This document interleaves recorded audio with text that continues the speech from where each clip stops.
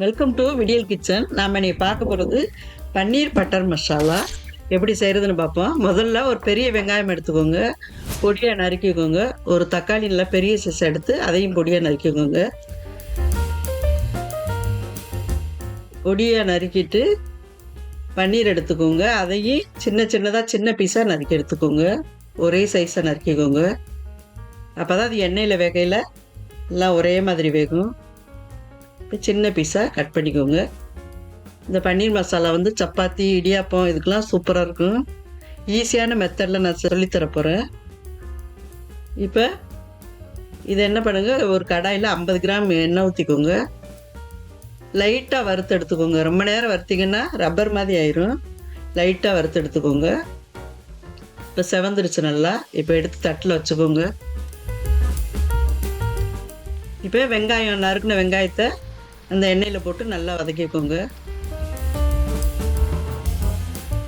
நல்லா வதக்கிட்டு கொஞ்சம் நல்லா வதங்கிருச்சு. இப்போ கொஞ்சமாக உப்பு போட்டுக்கோங்க தேவையான அளவு.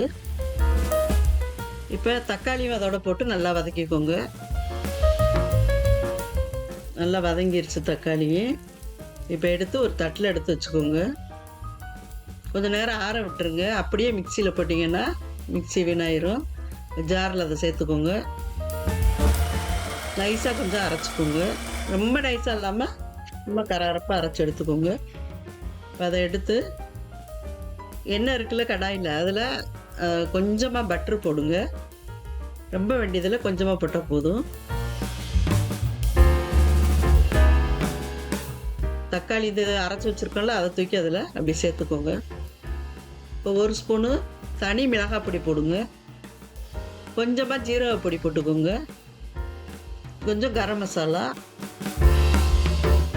கொஞ்சமாக மல்லிப்பொடி கொஞ்சம் சேர்த்துக்கோங்க. நல்லா எல்லாத்தையும் சேர்த்து கலக்கி விடுங்க.